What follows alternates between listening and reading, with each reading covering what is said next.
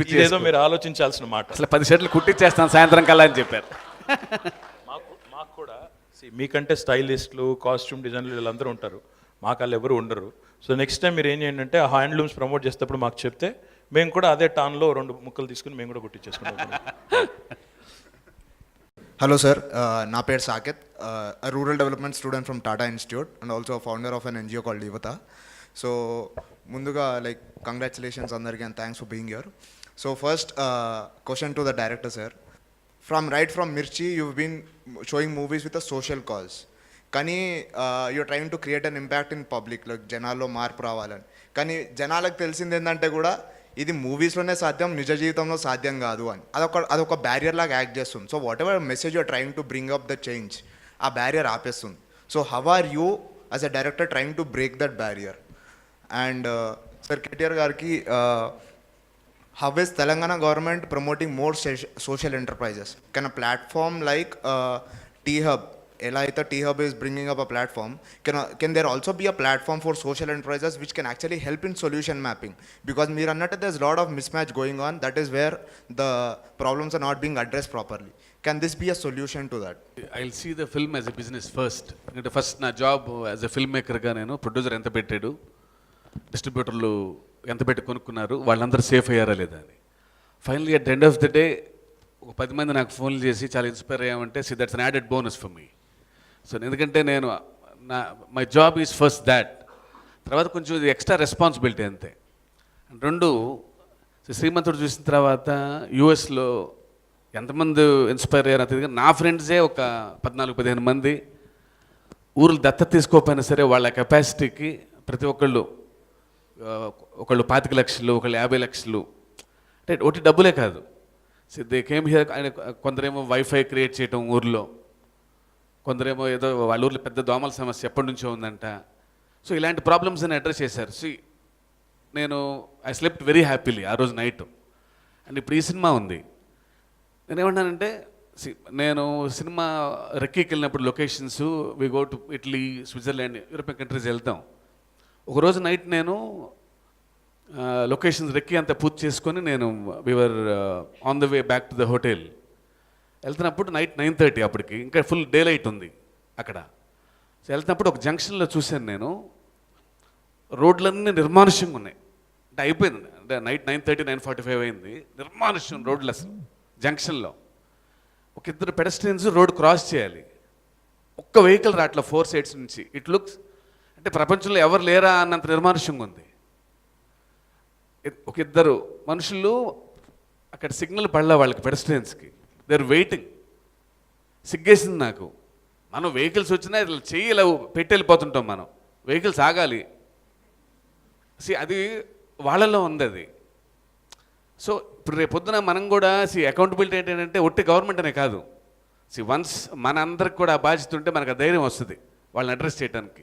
ఒకప్పుడు యథా రాజా తదా ప్రజ అనేవాళ్ళు, ఇప్పుడు యథా ప్రజ తదా రాజా. సో మనం బాగుంటే, మనకు ఆ ధైర్యం ఉంటే, నేను బాగా బతుకుతున్నాను, నేను డిసిప్లిన్గా ఉన్నాను అన్నప్పుడు వీ కెన్ క్వశ్చన్ మోర్ అనే వన్ ఫీలింగ్. సో నేను ఒక 2-3 ఫ్రెండ్స్ చెప్పారు, రేపొద్దు నుంచి సిగ్నల్ దగ్గర అలా వెళ్తుంటే పక్క వెహికల్స్లో వాళ్ళు గ్యారెంటీగా వాడిని పశువులాగా చూస్తారేమో నా ఫీలింగ్. అలా ఒక 10 మందిని నేను ఇన్స్పైర్ చేయగలిగితే కనుక I'm the happiest. Adding on to, before I respond to your question, adding on to what he said, నాకు ఇంకొకటి కూడా బాగా నచ్చింది ఇందులో. ఒక దశలో Mahesh as chief minister in the assembly says one thing. ఏమంటాడంటే, మనం హీనంగా బతుకుతున్నాం నా మాట అంటాడు. అనాగరికంగా, హీనంగా అనగానే పక్కన చెరువులేసా అంత మాట అంటారేంటి అని ఎవరు అంటారు. పాయింట్ ఏంటంటే, వాస్తవాలుగా మాట్లాడుకుంటే నిజంగా కూడా ఈ దేశంలో ప్రాణాలకు విలువ లేదు. Let us be real. మనుషులకు ఒకరంటే ఒకరికి గౌరవం లేదు. ఒక అంబులెన్స్కి తోవ ఇచ్చే సంస్కారం కూడా లేదు మనకి. ట్రాఫిక్లో మన వెనకాల అంబులెన్స్ ఉంటే కూడా సైరన్ వేసుకొని, even if there is a blaring siren, కొద్దిగా జరగాలనే సోయి కూడా లేదు ఈ దేశంలో. అంటే బాధ. అంటే నన్ను తెల్లారి మళ్ళీ ఎవరో ఉతికారేస్తారు, అది వేరే విషయం. కానీ పాయింట్ ఏంటంటే, ఇవన్నీ ఉన్నాయి, ఈ జాడ్యాలు, ఈ జబ్బులు మన దేశంలో ఇన్గ్రెయిన్డ్ హ్యాబిట్స్. లెఫ్ట్ ఉంటే లెఫ్ట్ మొత్తం బ్లాక్ చేసి అక్కడికి వెళ్ళి అక్కడి నుంచో పెట్టడం. ఈ ట్రాఫిక్ సెన్స్ గురించి అయితే నేను ప్రత్యేకంగా చెప్పాల్సిన పని. ఇవన్నీ ఉన్నాయి. కానీ అల్టిమేట్గా మీరు ఆలోచిస్తే, ఇప్పుడు మనందరం కూడా ఈరోజు ఈ కనెక్టెడ్ వరల్డ్లో అందరూ అన్ని దేశాలు తిరుగుతున్నాం, లేదా చూస్తున్నాం, టీవీల్లో, సినిమాల్లో వివిధ దేశాలు చూస్తున్నాం, అక్కడ అలవాట్లు చూస్తున్నాం. వాళ్ళు మనలాగే తింటున్నారు, వాళ్ళు మనలాగే మనుషులే, వాళ్ళు ఏం పెద్ద మన ఆకాశం నుంచి ఎవడు ఊడిపడలేదు, వాడు కలర్ స్కిన్ కలర్ వేరు కావచ్చు, కానీ వాళ్ళు మనలాగా మనుషులే. అల్టిమేట్ కొంత నాగరికంగా బతుకుతున్నారు, కొంత సివిలైజ్డ్ పద్ధతిలో, కొంత నాగరికంగా, మనలాగా అనాగరికంగా కాకుండా కొంత పద్ధతిగా బతుకుతున్నారు. నిజంగా అప్పుడప్పుడు కొన్ని దేశాలు చూస్తే ఎంత బాధేస్తుందంటే, మనకు స్వాతంత్రం వచ్చి 70 ఏళ్ళు అయింది.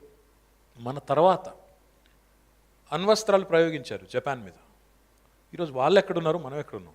మన తర్వాత 50s వాళ్ళ మీద అంత పెద్ద హారిఫిక్ అటాక్ అయ్యి లక్షల మంది చచ్చిపోతే వాళ్ళకి న్యాచురల్ రిసోర్సెస్ కూడా లేవు, ఒక రిసోర్స్ లేదు, భయంకరమైన సునామీలు, భయంకరమైన ఎర్త్క్వేక్లు, ఉన్నదల్లా బుర్ర, హ్యూమన్ ఇంటలెక్ట్. కొరియా చిన్న దేశం, మనలో నాకు తెలిసి ఒక 20 వంతు ఉంటుందేమో, అత్యంత చిన్న దేశం, మనకంటే చాలా తక్కువ జనాభా. ఈరోజు వాళ్ళ ఎకానమీ కానీ వాళ్ళ పవర్ కానీ చూస్తే the kind of products they are able to come out with is unbelievable. వేరే దేశాలు ఏది చూసినా కొంత నాగరిక సమాజం తనంతట తాను, ఇందాక అబ్బాయికి చెప్పినట్టు యూట్యూబ్ ఛానల్సే కాదు, మనుషులకు కూడా స్వీయ నియంత్రణ ఉండాలి, సిటిజన్స్కి, పౌరులకు స్వీయ నియంత్రణ ఉండాలి. గవర్నమెంట్ ఎన్ని రూల్స్ పెట్టినా ఏం చేసినా మనం నియంత్రించుకోకపోతే, ఇప్పుడు హైదరాబాద్ ఉంది ఒక సిటీ, 1 కోటి మంది జనాభా, 20,000 మంది క్లీన్ చేయాలి, మాకున్న శానిటేషన్ స్టాఫ్ జిహెచ్ఎంసీకి 20,000 మంది, 1 కోటి మంది చెత్తను ఉత్పత్తి చేస్తే 20,000 మంది సాఫ్ చేయాలంటే శుభ్రంగా ఎట్లుంచాలి? నేను టోక్యో పోయినప్పుడు, జపాన్ పోయినప్పుడు 3 రోజులు తిరిగాను, ఎక్కడా చెత్త కనబట్టలేదు. నేను ఉండబట్టలేక అడిగాను, how do you keep your city clean అని. ఒక జాపనీస్ ఫ్రెండ్ ఉంటే ఆయన ఏమన్నాడు తెలుసా? We don't dirty it in the first place అన్నాడు. నాకు అక్కడ ఎవరో లాగి చెంపమికలు కొట్టినట్టు అనిపించింది ఆనెస్ట్గా. అంటే ఎక్కడో మనుషుల్లో ఆ కామన్ సెన్స్, ఆ స్పృహ, ఆ కమిట్మెంట్ టు ద కాజ్. అంటే మన ఇల్లు శుభ్రంగా పెట్టుకుంటాం, ఇల్లులో చెత్త తీసి రోడ్డు మీద వేస్తాం, రోడ్డు నాది కాదు, గవర్నమెంట్ వాడు చేయాలా. నాకు ఒకరు ట్వీట్ చేశారు ఒకరోజు, వర్షం పడింది హైదరాబాద్లో, అక్కడ ఇక్కడ చెట్లు కొమ్మలు ఇరిగిపడిపోయినాయి. విజయనగర్ కాలనీ నుంచి ఒక అబ్బాయి ట్వీట్ చేశాడు నాకు, 2-3 చిన్న చిన్న చెట్టు కొమ్మలు ఇలాంటి పడి అక్కడ ఉన్నాయి రోడ్డు మీద. ఆ అబ్బాయి దిగి 4 ఫోటోలు తీశాడు, ట్విట్టర్లో పెట్టాడు, KTR sir send your GHMC team immediately. నాకు ఒళ్ళు మండి నేను రెస్పాన్స్ ఇచ్చా, అరే నువ్వు దిగి 4 ఫోటోలు తీసేంత లోపల ఆ చేయితో పక్కకు పారిస్తే ఏం పోయిందిరా నీకు? నీ ఊరు కాదా, నీ వాడ కాదా, నీది ఏది నీ బాధ? అంటే ఎక్కడో అది పోయింది, ఎక్కడో దాన్ని ఏమంటారు, మెంటల్గా ఎక్కడో బ్యాలెన్స్ మనలో తప్పింది. ఇది నా పని కాదు, రోడ్డు మీద పోలీసు వాడు చూడాలి, నేను రోడ్డు గీత దాటితే కూడా పోలీసు వాడు చూడాలి, వాడు చూస్తాడంటే భయంతో నేను ఎక్కుంటాను తప్ప, లేకపోతే పోలీసు వాడు లేకపోతే వెళ్ళిపోతా. పాయింట్ ఏంటంటే ఇట్లాంటి చాలా ఉన్నాయి. But going back to your question about social entrepreneurship and social enterprises, we are in fact focused on social innovation in a big way. In fact, I'm working with a lot of social innovators, and if you again, Lakir ani మొన్ననే ఒక సంస్థతో మన జిహెచ్ఎంసీలో exactly ఇదే concept మీద సామాజిక స్పృహ పెంచాలి అనే దాని మీద ఒక 5 డివిజన్లని మేము మోడల్స్గా అడాప్ట్ చేస్తూ లకీర్ అనే ఒక సంస్థతో వర్క్ చేస్తూ ఉన్నాం. వాళ్ళు కూడా ఒక social enterprise. So if you have an idea which we can give you an opportunity to do a proof of concept, any of you, for example, TISS నుంచి కానీ otherwise కానీ, one thing I'll tell you, Telangana government will be your first customer. We'll give you that opportunity, prove yourself, then if it does well, if it works well, you can always take off. It's basically, I don't know, like it's in our psychology, I feel. Like when we went to Spain, our entire unit was there, 70, 80 of us were there. And they were drinking tea in these plastic cups. And after the tea got over, they waited, saw the dustbin, went there and chucked it.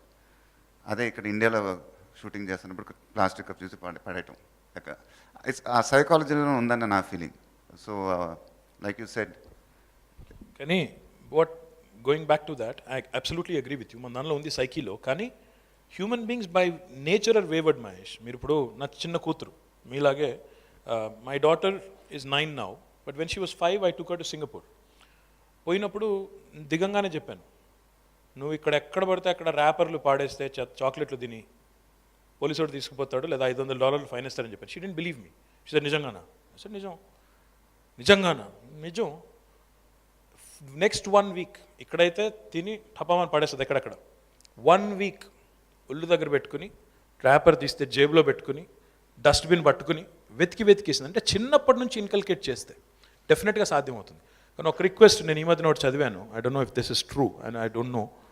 నేనేం చదివానంటే మీ cinema షూటింగ్ల సందర్భంగా కూడా చాలా సందర్భాల్లో మీ junior ఆర్టిస్టులకి వీళ్ళకి వాళ్ళకి కూడా అక్కడ toilets కానీ అవి కానీ ఏర్పాటు చేయరు అని కూడా చదివాను, ఈ మధ్యన చూశాను. Kindly my request you you making such powerful movies with such good message. My request is let's also focus, like Mahesh said, ఆ కప్స్ పారేస్తాం కానీ ఇది కానీ కనీసం ఆ బేసిక్స్ అన్నా మనం ప్రొవైడ్ చేయడం. సినిమాలు కూడా నా విజ్ఞప్తి ఏంటంటే మహేష్ కానీ ఇలాంటి సూపర్ స్టార్లు కానీ they have such powerful ability to convey a message. ఉదాహరణకి ఇప్పుడు మనం హ్యాండ్లూమ్స్ గురించి మాట్లాడుతున్నాం, సెగ్రిగేషన్ ఆఫ్ వేస్ట్ గురించి మాట్లాడుతున్నాం. ఇలాంటివన్నీ మీరు ఎక్కడో అన్యాపదేశంగా చెప్పిన సినిమాల్లో మీరు చాలా చెప్పారు, ఇప్పటికి నేను చెప్పట్లేదని కాదు, అన్యాపదేశంగా మరి అంటే ఇంకా ఉపదేశాలు చెప్పినట్టు చెప్తే సినిమా అవ్వదు, డాక్యుమెంటరీ అవుతుంది, నాకు కూడా తెలుసు. కానీ అన్యాపదేశంగా లీడ్ క్యారెక్టర్స్తో మీరు చెప్పించగలిగితే దానివల్ల వచ్చే ఇంపాక్ట్ చాలా ఎక్కువ ఉంటుంది. పొలిటీషియన్ చెప్పిన దానికంటే ఇంకెవరన్నా చెప్పిన దానికంటే, పబ్లిక్ సర్వెంట్ చెప్పిన దానికంటే చాలా పవర్ఫుల్ మీడియం. కాబట్టి దయచేసి నా రిక్వెస్ట్ ఏంటంటే నెక్స్ట్ మీరు ఏ మూవీ తీసినా కొంత ఎక్కడో దగ్గర ఆ మెసేజ్ కూడా మీరు ఎంబెడ్ చేయగలిగితే I think you'll be doing a great service to the society as well.